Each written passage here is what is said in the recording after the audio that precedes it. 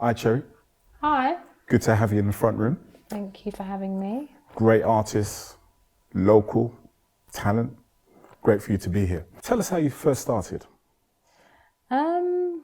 I've always had like quite a musical family, and my mum told me that when I was about 8, kind of expressed to her that I wanted to sing, and my mum's a singer as well, so that was kind of like weird for her to hear, being in industry.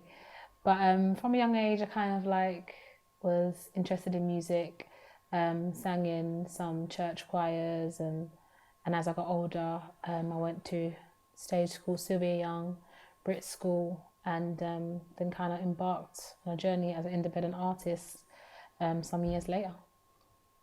When was your first song? When did you write your first song?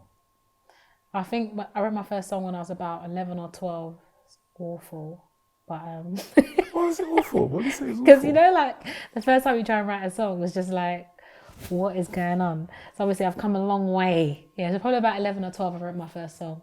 And don't ask me to sing because it's not happening. I was going to ask you, but you said it's not happening, so it's okay. No. So what was the topic about? Funnily enough, it was about love. What did I know about love then? But yeah, that's what it was about, love. But probably I was just trying to emulate like some soul and R&B music that I had heard before. So yeah, that's probably what it was. Okay, so you said that you mentioned that you started in the church. Mm-hmm. Any influences, anybody that influenced your style? What, from gospel? Yeah. No, I think I was more influenced by R&B music, which is obviously derived from gospel music. But I feel like when it came to latching on to artists, like the first 3 for me were like Whitney Houston, Brandy, and Faith Evans, and they are like still like my top 3 favorites now. Okay, so your sound is very unique. Thank you. It's very unique. It sounds very unique. So tell us how you developed that, because you don't sound like Brandy to me, but you've developed your own style. So how did that come about?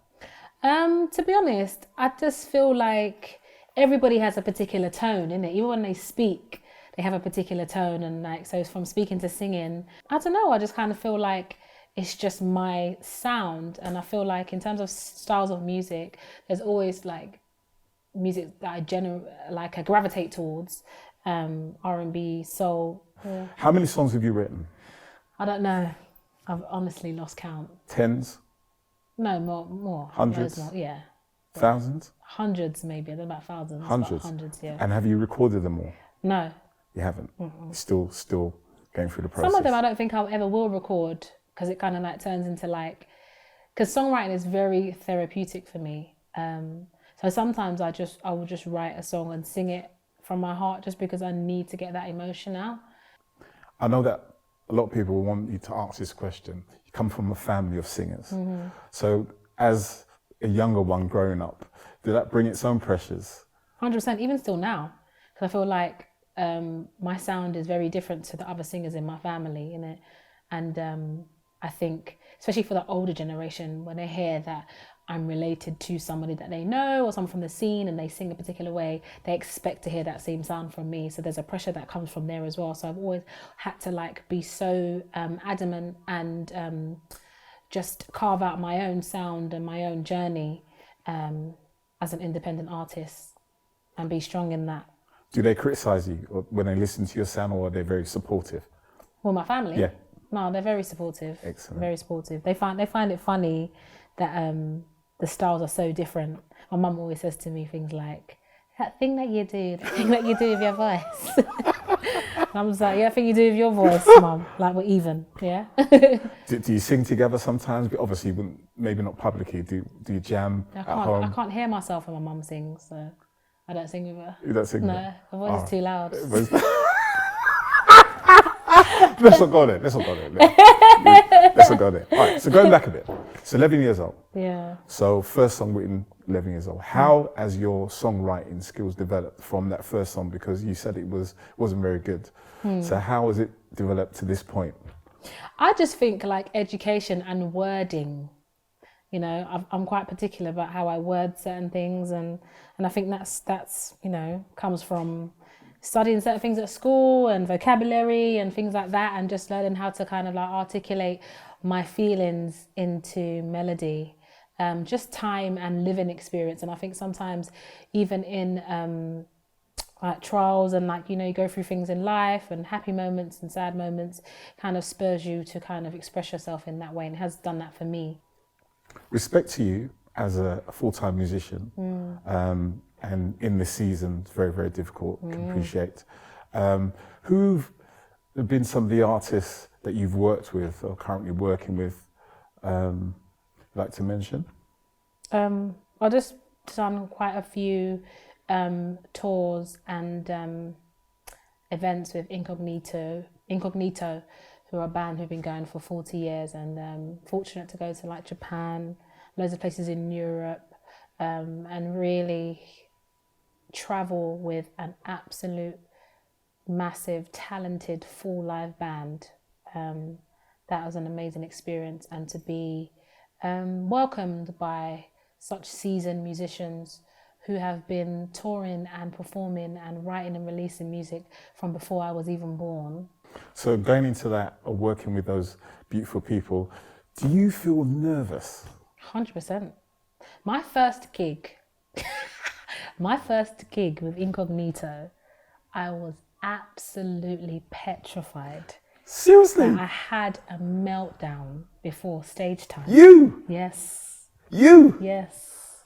Because the singers, no, honestly, the singers in Incognito are like larger than life. Like, you know, like those type of singers that like, when you watch them at a show, you're just like, because you just like some of the notes they're hitting just seem inhumane, like the range is crazy, like the musicianship is bananas, like so many things. So I remember like I felt like I was just coming in there with my little voice, my little R&B, little tricky voice type of thing.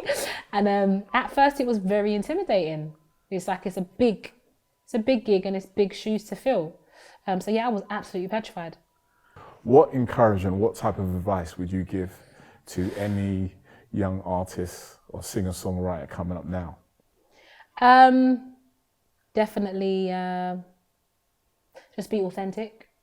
If you are a songwriter, if you are an artist / songwriter, I would always encourage people to write songs from their heart, their experiences. I think connection is bigger than anything to do with numbers and popularity, and I think people always feel what is real, and I aspire to be a heartist, you know, straight from my heart, expressing my thoughts and feelings. Also practice your craft, stay ready, and you know, do as much as you can with the tools around you. The internet is a massive tool, and it's not like, you know, once upon a time everyone would run straight to see if they could get signed to a label and you know, look for that cosign. There's so much you can achieve with your laptop and your phone and a bit of creativity. Well, you know myself, well, I hope you know that myself and Dave, we rate you very, very highly. Thank you. And your music is beautiful. So what do you think about the Windrush generation, our parents, our grandparents? What do you think of them? I just think they're just amazing, strong, resilient. Like, I couldn't imagine like being my age now even, or 10 years younger. Let's not talk about my age. And traveling to no man's land, to set up shop, to set up life, to make life, to build a family, to create a family, to meet another half, to create a better opportunity for myself. Couldn't imagine it, and it's literally just something that I've always thought about as just being somewhat of, you know, a different breed. Like it's another mental strength, another level of mental strength for you to be able to do that. You're going to sing a couple of songs for us tonight. What are the titles? The first one of the ones I'm going to perform is a song called Girl in the Mirror, which I spoke about earlier. Really, really important song for me. And the second song, the other song that I'm going to perform is a song called Brown Man, Brown Girl. It's my most recent release, and it covers everything from colorism, racism to police brutality. Cherri, thanks for coming. Thanks for having me.